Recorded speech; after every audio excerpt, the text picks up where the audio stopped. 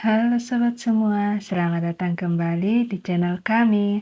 Hari ini kita akan ngobrol tentang sesuatu yang cukup serius tapi tetap santai. Kita akan bahas tentang fenomena PHK massal yang terjadi di Indonesia pada tahun 2025. Kenapa sih bisa terjadi? Apa dampaknya? Dan yang paling penting, apa yang bisa kita lakukan untuk menghadapi situasi ini? Yuk kita mulai. Menurut laporan Badan Pusat Statistik, pada tahun 2025 Indonesia mengalami lonjakan angka PHK hingga 15% dibandingkan tahun sebelumnya. Ini berarti jutaan orang kehilangan pekerjaan mereka. Angka yang cukup besar, bukan? Berita terbaru terjadi pada PHK massal yang dilakukan oleh perusahaan Sritex, perusahaan alat musik Yamaha, dan perusahaan sepatu Nike. Sritex adalah perusahaan tekstil dan garment terintegrasi yang didirikan oleh HM Lukminto pada tahun 1966. Sritex berpusat di Sukoharjo, Jawa Tengah. Jumlah korban PHK di Sritex Group mencapai 11.025 orang.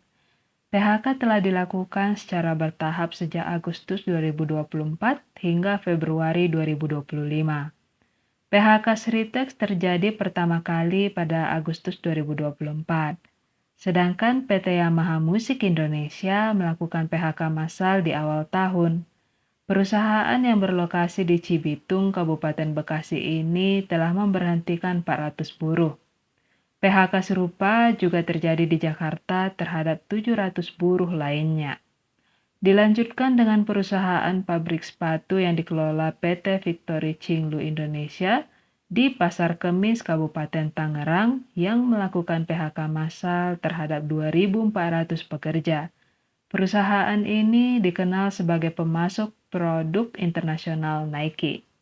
Jadi, apa sih yang menyebabkan PHK massal ini? Ada beberapa faktor yang berkontribusi, antara lain: pertama, krisis ekonomi global yang berlanjut. Banyak perusahaan yang bergantung pada ekspor dan ketika ekonomi dunia melambat, dampaknya langsung terasa di sini. Kedua, perkembangan teknologi.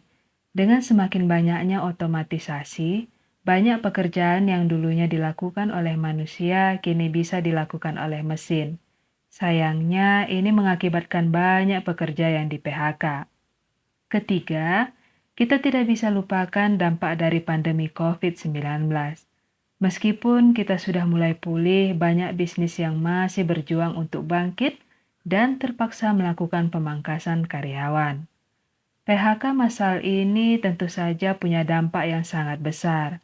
Yuk kita bahas beberapa dampaknya. Pertama, jelas saja angka pengangguran meningkat drastis. Ini bukan hanya masalah individu, tapi juga masalah sosial yang lebih besar.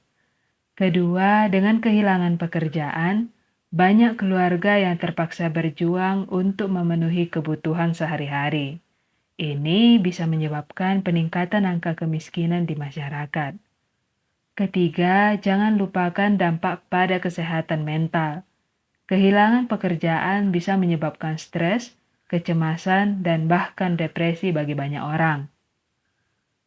Jadi, apa yang bisa kita lakukan untuk menghadapi semua ini? Berikut adalah beberapa langkah yang bisa diambil oleh masyarakat. Pertama, penting untuk terus meningkatkan keterampilan. Dengan belajar hal baru, kita bisa lebih relevan di dunia kerja yang terus berubah. Kedua, jangan ragu untuk membangun jaringan.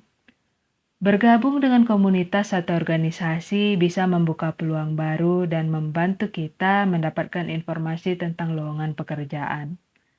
Ketiga, pertimbangkan untuk berwirausaha. Dengan semakin banyaknya orang yang kehilangan pekerjaan, ini bisa jadi peluang untuk menciptakan usaha sendiri. Keempat, saling mendukung dalam komunitas. Membangun solidaritas dengan sesama bisa membantu kita melewati masa-masa sulit ini. Jadi teman-teman, meskipun situasi saat ini mungkin tampak sulit, kita masih bisa menghadapi tantangan ini dengan cara yang positif. Ingat, setiap krisis membawa peluang baru. Mari kita tetap optimis dan saling mendukung satu sama lain. Coba share pendapat kamu akan kondisi PHK yang terjadi saat ini di kolom komentar ya. Jangan lupa untuk like, share, dan subscribe untuk konten-konten menarik lainnya. Sampai jumpa di video berikutnya. Bye.